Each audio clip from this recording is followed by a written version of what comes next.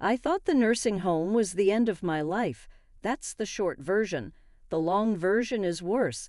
Before I tell you anything else, let me introduce myself properly. My name is Margaret Maggie Holloway, and I'm 74 years old. I've been a wife, a mother, a grandmother, a woman who paid her bills on time and never caused trouble.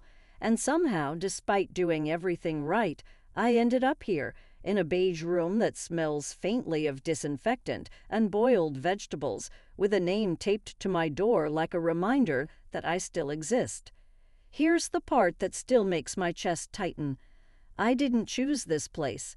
My family chose it for me. They said it was temporary. They always say that. Just until things settle. Just until I adjust.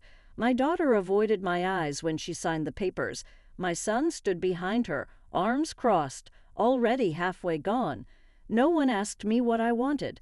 They talked about me like I wasn't sitting right there, nodding politely, hands folded in my lap, swallowing every word like it was medicine I didn't need but was forced to take. I remember gripping my purse that day, harder than necessary, like it could anchor me to my old life. The drive here was quiet, too quiet. My daughter kept fiddling with the radio.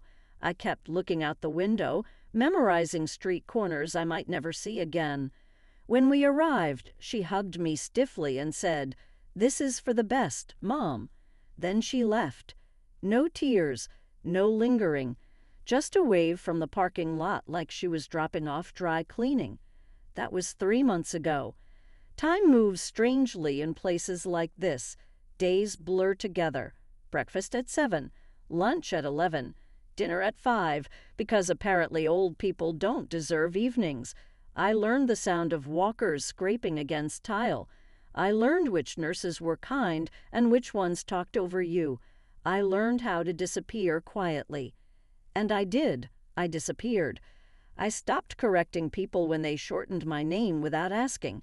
I stopped calling my family first. Eventually, I stopped calling at all. I told myself this was it. This was the final chapter, the waiting room before death.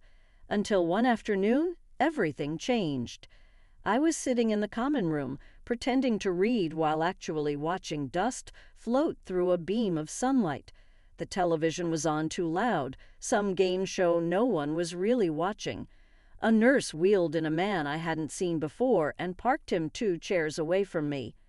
He looked ordinary, white hair, soft eyes, slight tremor in his hands. Nothing remarkable. At least, not until he spoke. "Hey there, Mags." I froze. No one calls me that.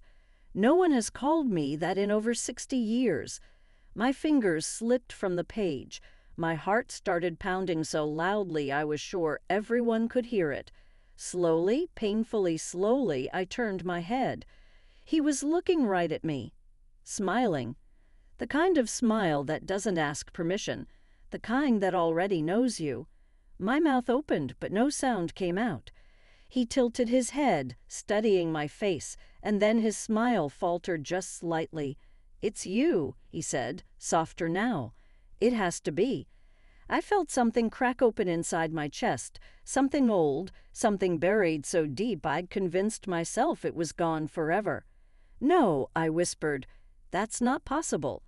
Because the man sitting next to me couldn't be who my heart was screaming he was. That boy was supposed to exist only in memory.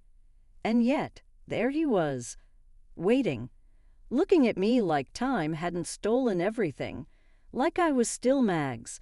I didn't know it then, but that moment, that single word spoken aloud, was the beginning of my revenge, my healing, and the life my family thought they'd already packed away.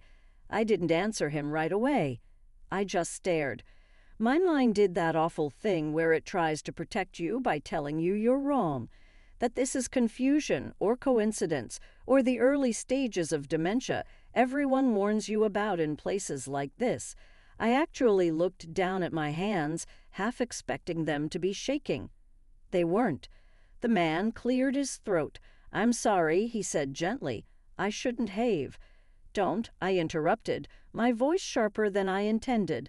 My heart was racing now. a wild animal trapped in my ribs. Don't say that name unless you know exactly why you're saying it. He studied me for a long second, really studied me, not the way nurses do or visitors passing through. His eyes moved over my face like he was searching for landmarks that time had tried to erase. You used to hate when people called you Margaret, he said slowly. You said it made you sound like a school teacher with a ruler. A faint smile tugged at his mouth. You said only one person was allowed to call you Mags. The room tilted. I grabbed the arm of my chair. Stop. You had a scar on your knee from falling off your bike, he continued, voice steady, almost reverent. You cried, not because it hurt, but because your mother was going to see it. My throat closed. No one knew that, no one alive anyway. Who are you? I whispered. He exhaled like he'd been holding that breath for decades. It's Henry, he said. Henry Walsh. The name hit me so hard I felt it in my teeth. Henry, the boy who lived 3 houses down, the boy who taught me how to whistle through my fingers, the boy who kissed me behind the old elm tree the summer before my family moved away without warning, the boy I never got to say goodbye to. I shook my head, tears blurring my vision. You can't be, I said. You were just a kid. So were you, he replied softly. I laughed then, a broken, breathless sound that startled both of us. I watched you leave on a bus, I said. You waved like it was nothing, like you weren't tearing my whole world apart. Henry's smile faded. I didn't have a choice. Neither did I thought. We sat there in silence for a moment, the game show host shouting nonsense in the background, life going on around us, like something fragile hadn't just cracked wide open. You live here? I finally asked. He nodded. Moved in last week. My daughter said it was time. Funny how that works. Something bitter curled in my stomach. They always say that. He glanced at me then, really glanced, and something passed between us. Recognition, not just of who we were, but of what had been taken. They didn't ask you either, he said. No, I replied.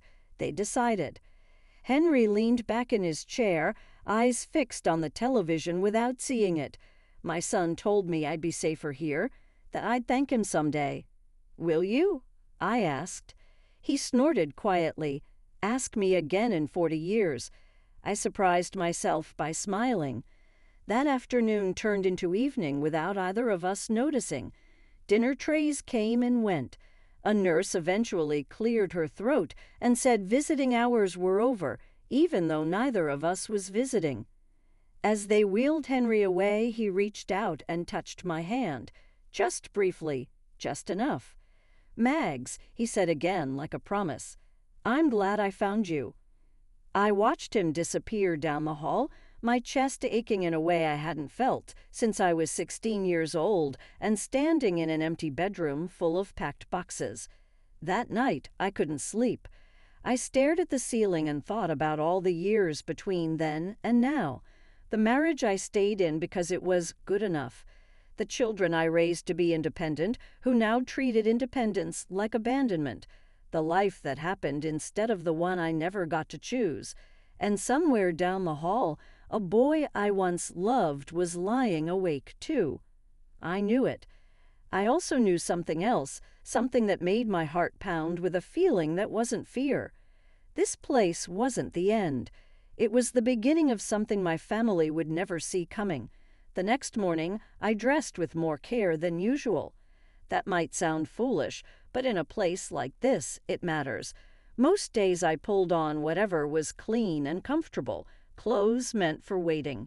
That day I chose the soft blue sweater my daughter had bought me years ago and never noticed again. I brushed my hair slowly. I even dabbed on the tiniest bit of lipstick I'd been saving for special occasions, though I couldn't remember what I'd been waiting for. Apparently, this was it. When I made my way to the common room, Henry was already there. He looked up the moment he heard my footsteps, and the smile that spread across his face wasn't polite or surprised. It was relieved, like he'd been afraid I might disappear overnight, like some strange dream the mind invents when it's lonely. "Well, look at you," he said, "still wearing blue. You always did look best in blue." I stopped short. "You remember that?" "I remember everything that mattered," he replied. I sat beside him, closer this time, close enough to feel the warmth of his arm through the thin fabric of my sleeve. For a moment, neither of us spoke. We didn't need to. There was a strange comfort in the silence, like slipping back into an old rhythm your body never forgot.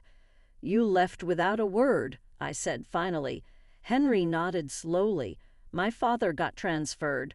One day he came home and said we were moving. I asked if I could tell you. He said no." His jaw tightened. "Said boys didn't need to say goodbye." I laughed softly. "My mother packed our house in a week. Said staying would make it harder." I looked at him. She was wrong. He met my gaze. So was my father.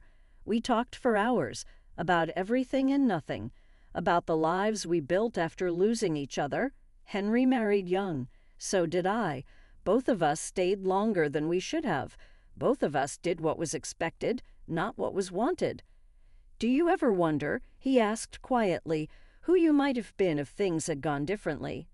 "All the time," I admitted. Something shifted then, not romance, not yet. Something heavier, a shared grief for versions of ourselves we never got to meet. Over the next few days, we became inseparable in the way only people with nothing left to prove can be. We sat together at meals. We walked the hallways slowly, side by side. The staff started referring to us as a pair, smiling knowingly like this was some harmless old age companionship. They didn't know the truth. Henry didn't just see me. He remembered me, and that made all the difference. One afternoon, my daughter finally visited. She stood awkwardly in the doorway, scanning the room like she'd stepped into a stranger's house. When her eyes landed on Henry sitting beside me, her smile stiffened. "Oh," she said, "you have company." "This is Henry," I replied, "an old friend." Henry extended his hand politely. "Nice to meet you." She shook it quickly, already distracted. "Mom, I just wanted to check in, make sure you're settling." I looked at her then, really looked, at the impatience she didn't bother to hide, at the way she glanced at her watch. "I am," I said, "more than you know." She hesitated. "Good, that's good." Then, like she was ticking off a chore, she added, "We're thinking of selling the house. It's too much upkeep." My heart dropped. "You're selling my home?" I asked. "Well," she said carefully, "you're not going back there, Mom." Henry stiffened beside me. "I didn't agree to that," I said. She sighed like I was being difficult. "You don't really need to agree anymore." Something inside me went cold. I felt Henry's hand brush mine, a silent question. I straightened in my chair. "Actually," I said calmly, "we'll talk about that later." She blinked. "What?" "I'm tired," I continued. "You can go." Her mouth opened, then closed. She kissed my cheek stiffly and left without another word. When she was gone, I exhaled shakily.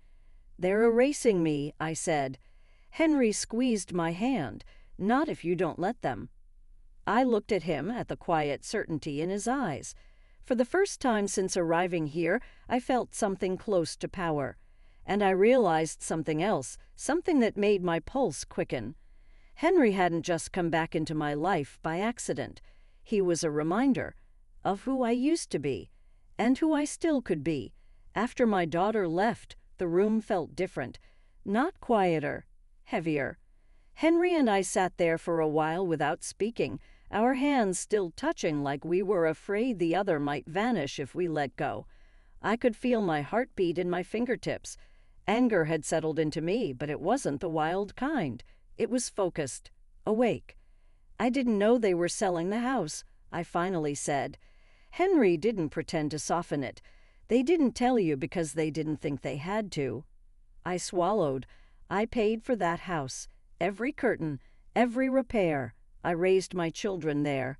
And now, he said gently, they see it as an asset, not a home. That word, asset, made my stomach twist.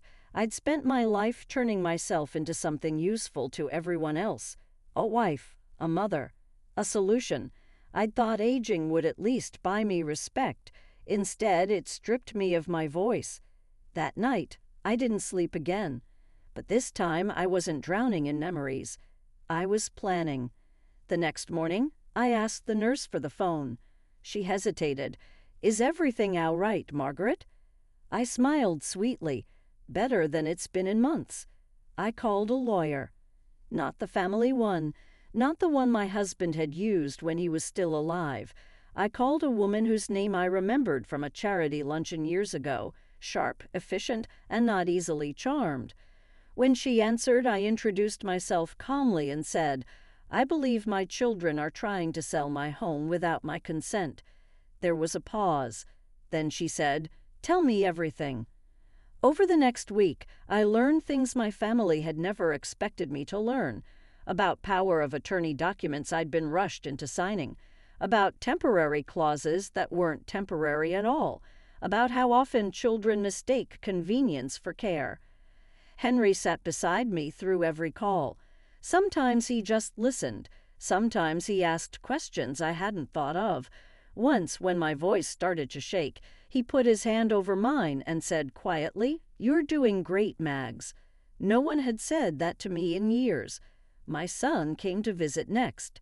He didn't sit. He hovered. Mom, he said, lowering his voice, we heard you talked to a lawyer. I did, I replied. His jaw tightened. That wasn't necessary. For whom? I asked. He glanced at Henry like he was furniture. This isn't about him. Henry leaned back, unbothered. Funny, he said mildly. Seems like it's about her. My son ignored him. You're confused, he said to me. This place is affecting you. I felt something snap. I remember your first word. I said calmly, I remember every fever I sat through, every nightmare I soothed. I remember signing checks for braces and college and weddings. Don't you dare tell me I'm confused just because I finally disagree with you. He stared at me, stunned. I'm not a box you can store away, I continued, and I'm not done speaking. He left without saying goodbye. After that, the calls stopped. No visits, no check-ins, just silence. It should have hurt more than it did, but something unexpected happened. I felt lighter. Henry and I started taking longer walks. We talked about the things we never dared to want when we were younger. Travel, freedom, late love. He told me he'd always kept a photo of me, creased, faded, but never thrown away. I used to think it was foolish, he said, holding on to a ghost. I looked at him. Maybe we were just waiting for the right time. One afternoon, as we sat near the window watching snow fall softly over the courtyard, Henry turned to me and said, Do you regret it? Regret what? Not fighting sooner. I thought about it. Then I shook my head. No, because I'm fighting now, and now I know who I am. For the first time, the nursing home didn't feel like a place I'd been sent to disappear. It felt like a place where I'd finally woken up. The paperwork moved faster than I expected. Once the lawyer started asking the right questions, things unraveled quickly.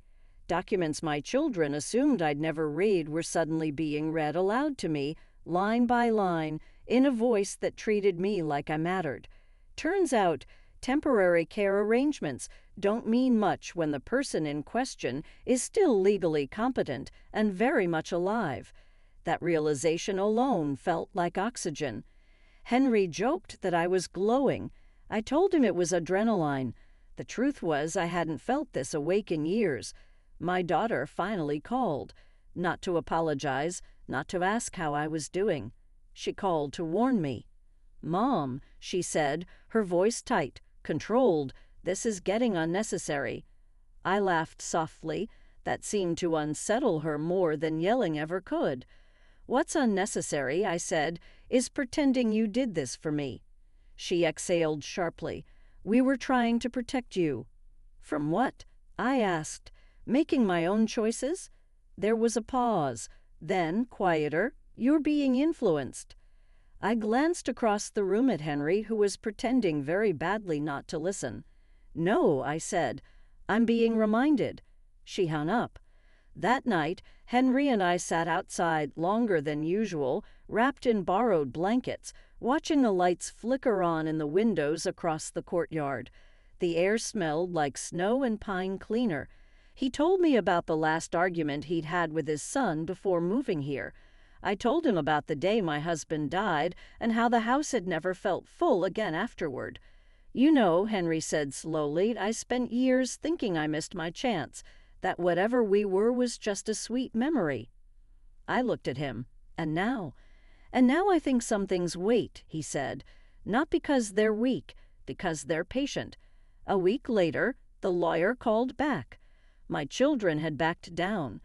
The house sale was stopped. The power of attorney documents were being revised. I was being consulted, properly, respectfully. When I hung up, my hands were shaking. Henry noticed immediately. Good shaking or bad shaking? I smiled, tears filling my eyes, the kind you get when you remember you still exist. The following Sunday, my son showed up unannounced. He sat this time. I didn't think you'd fight, he admitted, staring at the floor. I didn't think I'd have to, I replied. He nodded slowly. I thought this place meant you were done. I leaned forward. This place is where I stopped letting you decide that. He left quietly, not fixed, not forgiven, but changed. That night, lying in bed, I realized something startling. I wasn't waiting to go home anymore. Home had shifted. It was in the quiet conversations, the shared memories, the way Henry said my name like it still belonged to me. And for the first time since arriving, I wondered, not with fear but with curiosity, what might still be ahead. By the time spring reached the courtyard, I knew something had ended. And it wasn't my life. It was the version of me that believed love had an expiration date, that obedience was the same thing as peace, that being quiet was the price of being kept.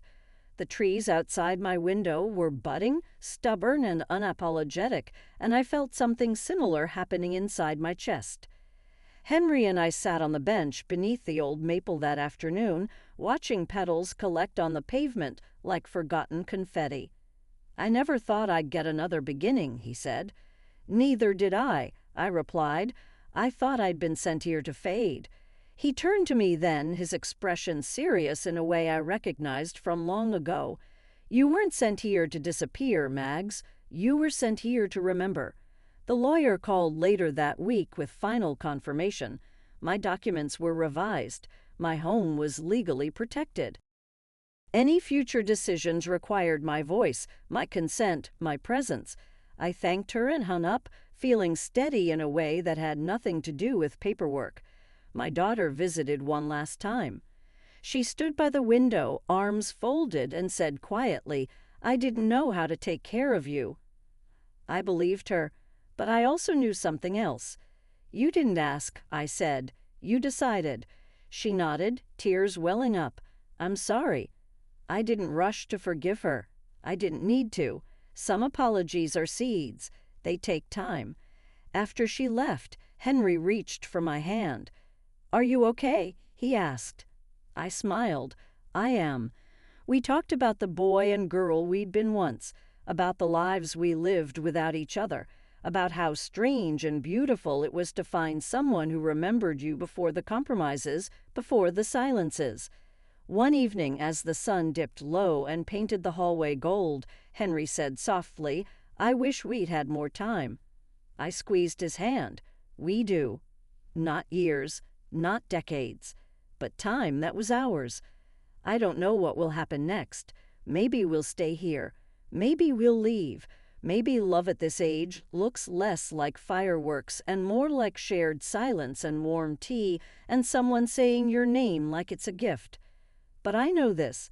My family thought the nursing home was where my story ended. They were wrong.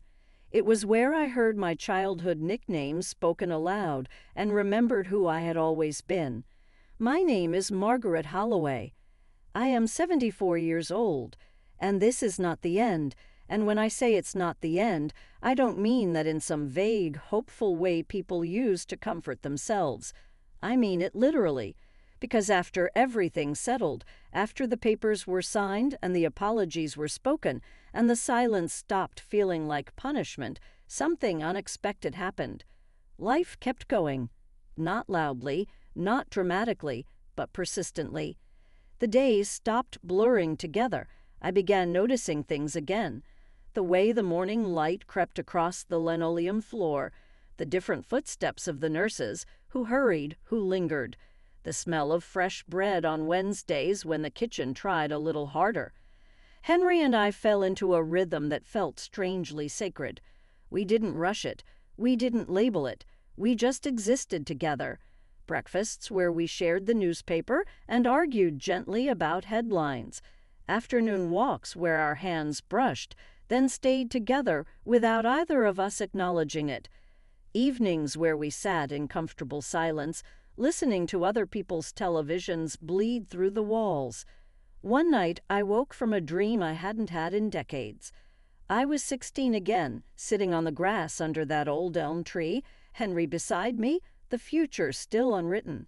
In the dream, I wasn't sad. I wasn't afraid. I was laughing. When I opened my eyes, my pillow was damp with tears. Not grief.